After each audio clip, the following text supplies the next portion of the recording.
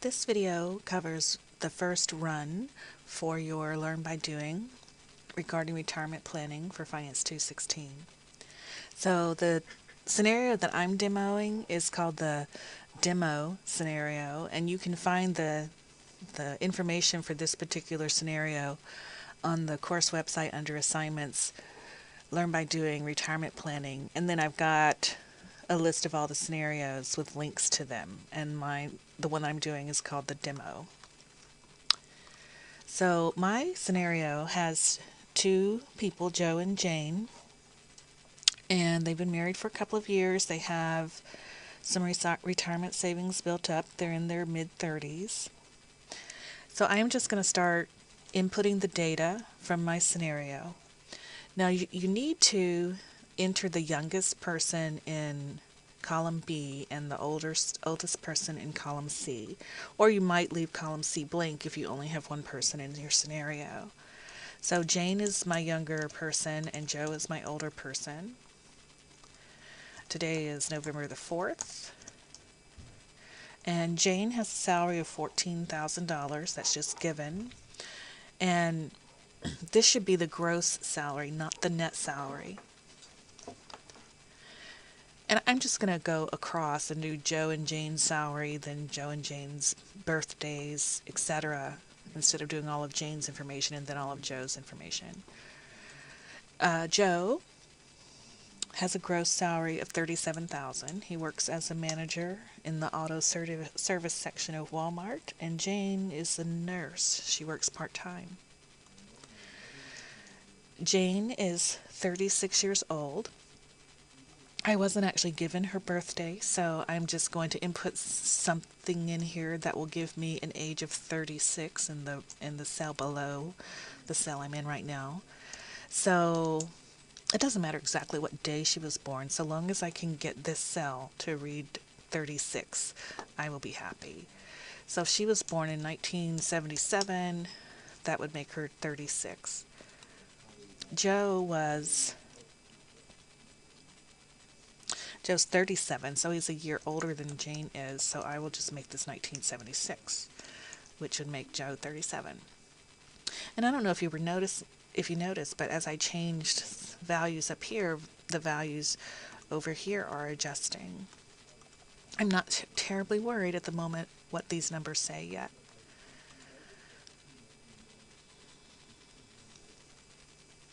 Okay, so Jane, according to the scenario, just has a regular IRA, and she doesn't have any employer matching, so that is 0%. Joe, on the other hand, works at Walmart, and his employer matches him dollar for dollar, so that's going to be a 100% matching contribution. And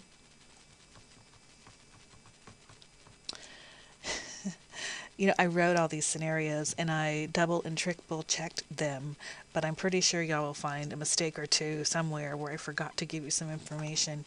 I did not provide the information as to how much Joe and Jane contribute from their salary into their retirement account every year, so I'm just going to make that up right now. Let's say that Joe contributes 7.5% and Jane contributes 3%. This should be given in your scenario. If it's not, you need to let me know so I can add that. Oh, and I did it backwards. Jane is 3%, Joe is 7.5%. Make absolutely certain you allocate your percentages to the right people. Jane currently has in her retirement account $12,000. It's all invested in the Janus 20 fund. Joe has $32,000 in his retirement account, and that's allocated across two different Vanguard funds. Now for Social Security, I don't have any idea what Jane and Joe would each receive, so I'm going to go to the Social Security website and look that information up. I'm using the Social Security Quick Calculator link that I provided on the assignments section that relates to this on the course website. So here I just need to input our fake birthdays, which I've forgotten what they are. So Jane was 11/4/77 and Joe is 11/4/76.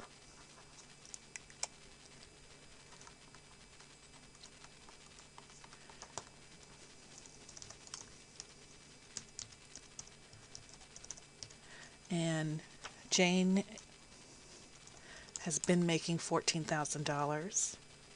Now this is just going to give me a very rough estimate. I know that Jane's working part-time right now, but maybe she only started working part-time this year and she worked full-time for the last decade. I have no idea. That will impact her Social Security payout if she really did work full-time and only switched to part-time this year. But I just can only use the information I've got in my case. So I'm just going to input that $14,000. And what this website will do is predict how her salary has grown in the last few years and how it will continue to grow until she hits age 67 or 65 and then 67 to start with withdrawing.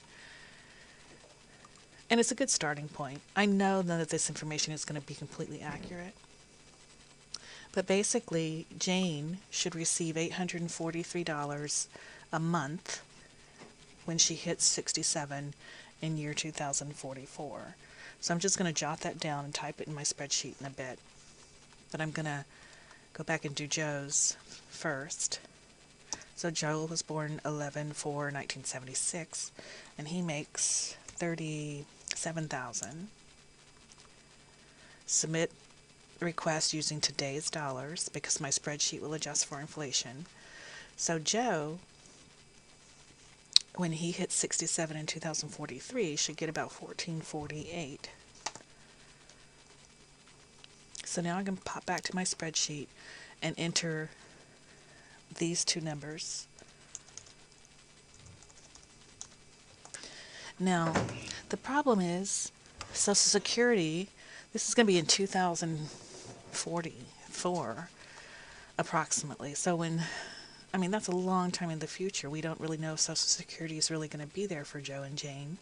So I want y'all to input some percentage here that you think represents the likelihood of them actually receiving the numbers that I've input in the highlighted cells. Read some about Social Security and what the Social Security Administration actually thinks will happen with Social Security. There's some things they could do to help ensure that Social Security is actually there by raising the percent we have deducted from our paychecks, or increasing the age at which they start paying out Social Security, or what have you. I'm just going to enter, I think I'm going to be kind of pessimistic. I think I'll enter 65%. And I'm basing that on things I have read about Social Security. I want y'all to find out information yourself, come up with an idea of what the percentage will be, and then document your sources that makes you think that Social Security will be there or it won't be there. If you think there's no chance Social Security will be there, these numbers should be 0. If you think with absolute certainty Social Security will be there to the full amount, these numbers should both be 100%.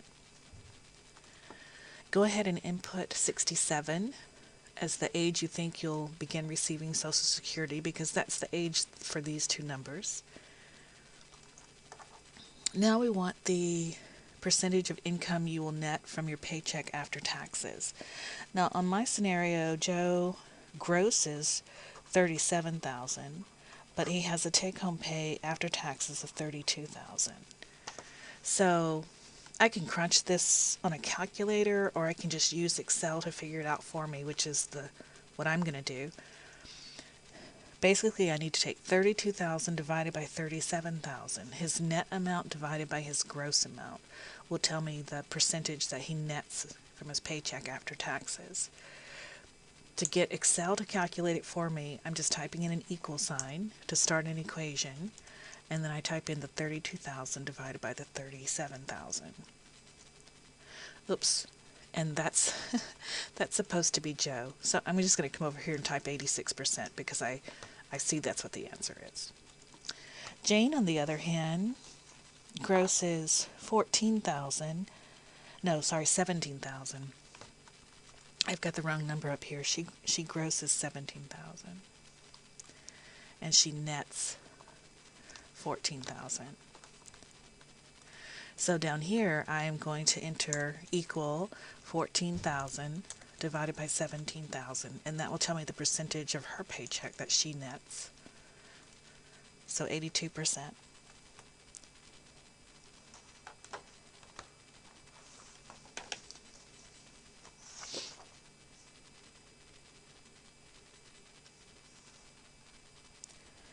I'm just glancing through my scenario to see if they have any supplemental savings. They do not. So I change this to 0. Do not forget to change this to 0 if they don't have any supplemental savings. They also have no plans to add any additional money to supplemental savings every month, so input 0 there. If this is 0, Excel won't actually use this number at all, so I can delete it or I can just leave it. It makes no difference. Now, what percentage of my current income would I like to live on during retirement?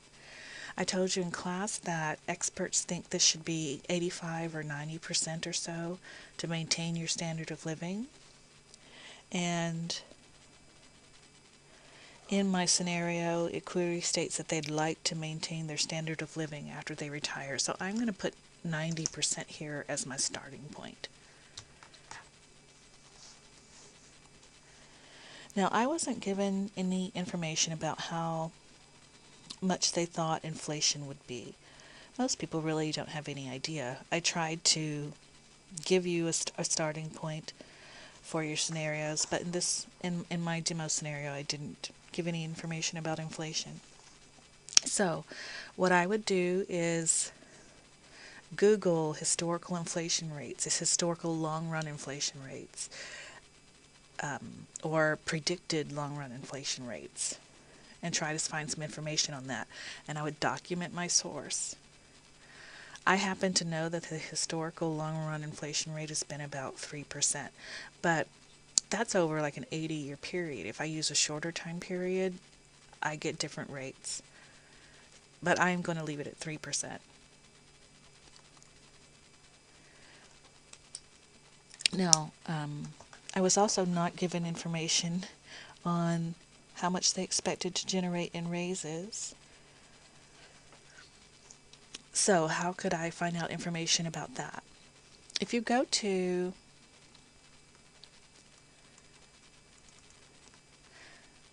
a link that I've created on the course website, it's again on the assignments link. And, well, it's not there yet, but it will be. The Bureau of Labor Statistics releases an occupational outlook handbook every year, although this one, the data is a little bit old. Go ahead and use it anyway, or you can use another source if you can find a good one. But you're probably not going to find anywhere something that says, here are the expected raises for chemistry teachers. Here's the expected raise for nurses or auto mechanics or what have you. You're just going to have to try to estimate what you think the raise will be. And this is one starting point. So, Jane is a nurse. So I'm just going to type in nurse. And I don't know if she's a nursing aide or a registered nurse or what, so I'm just going to pick one. Now, here it tells me that the job outlook for the next decade, although it's a little old, like I said, is 26%, which is faster than average, which is nice. So maybe Jane can expect a raise that's a little bit higher than average. I also Googled average expected raises, and I found a certain number. I'm not going to tell you what it is. I'd like for you to just Google it yourself. And I know that nursing is expected to grow at a faster pace than average, so I think maybe she'll get a raise that's a little higher than average, so I'm going to enter 5% as Jane's expected raise. Now Jane has some leeway here because she's only working part-time, and in my scenario it said that she could work full-time if she needed to. She just really liked to only work part-time. But there is some leeway to raise this. Have her start working full-time. Not, though, in the initial run. Joe is an automotive manager at Walmart, so I would need to go back to that Occupational Outlook website. I can't Google Walmart automotive managers. It's not that specific, so I would have to Google automotive managers or mechanics or something like that and just read about what I think is happening or what they think is happening in that industry and how fast the growth will be, and make an estimate of what Joe's raises will be from that. I'm going to just input a raise for Joe of 3% a year. And my scenario gave me no indication as to how old they wanted to be when they retired. Some of them are very specific. This one is not. So I'll assume they're going to follow the norm and try to retire around age 65. In the scenario, though, it did give me estimates for Jane's expected return on her pre-retirement investments, and that is 11%. Joe's expected returns on his pre-retirement investments are 8%. Post-retirement, Joe says he plans to keep his money in his 2 accounts that he has already, and he expects 8% on those. Oops, that's Jane. Gotta go to Joe. Jane plans to switch her money to a bond fund from the Janus 20 fund, and she thinks that can earn a return of about 6%. Now, their anticipated tax rate during retirement, I'm assuming they have a joint account, or they will have a joint account, and they'll pay taxes as a couple, not each filing an individual tax return. So whatever rate that I input here will be carried over to the cell beside it. I have no idea what taxes will be by the time they retire in 2044. Based on their combined gross income, they make about, what is that, $54,000. I gave you some information about, I'll find it in a minute. I gave you some information about current tax levels, and that's in the project description file. I just have to find it. Oh, it's not where I expected it to be.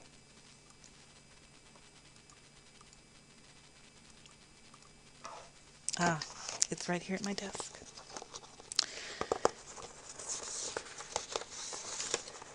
So if you go to the project description,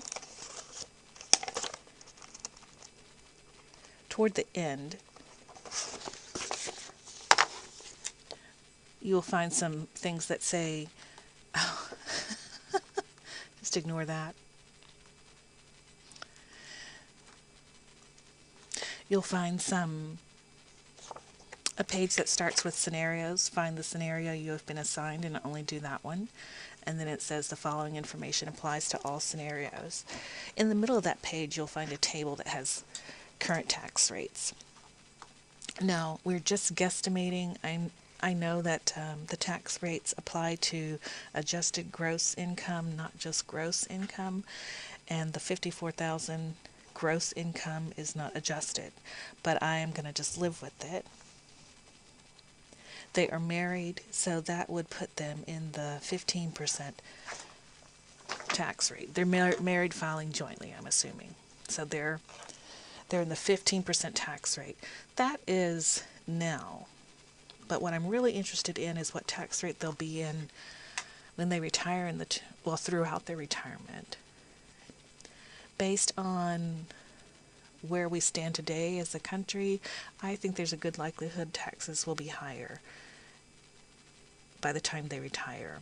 They're in the 15% bracket now. Maybe a 20% bracket is a reasonable expectation. 20% happens to be the number that was in there when I opened the spreadsheet, so I don't have to change it. Now, Joe and Jane are both healthy, and Jane is a female. Females tend to live, about 7 years longer on average than males do, so I'm going to enter 90 as Jane's expected date of expiration. Now, when I programmed the spreadsheet, which was a complicated affair, I have a lot of if then else statements and things like that, and they relate to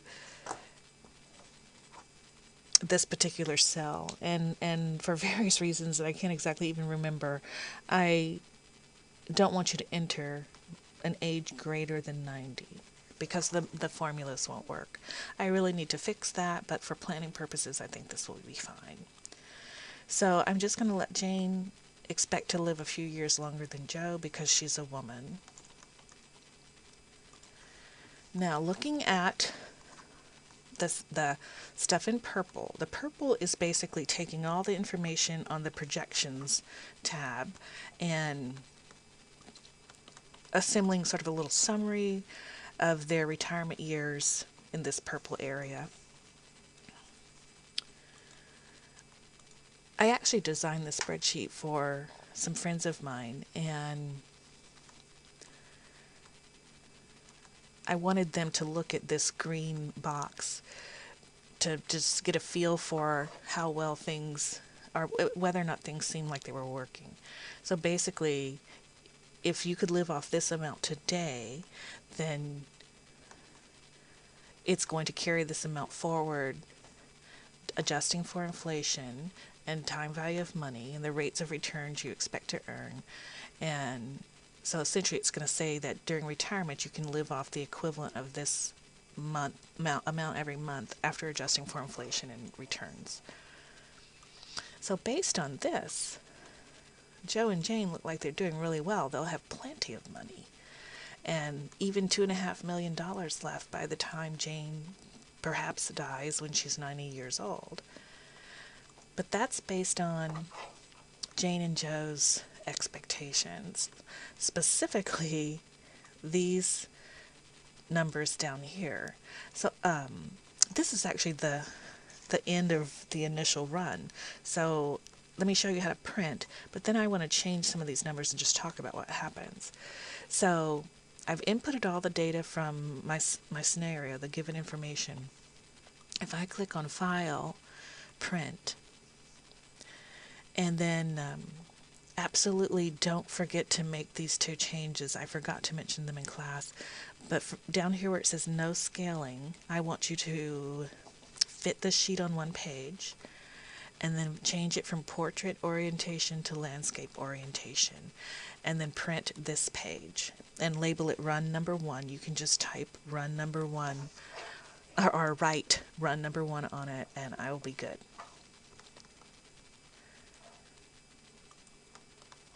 But I want to talk a little bit about how these two, or all these variables, impact the purple numbers.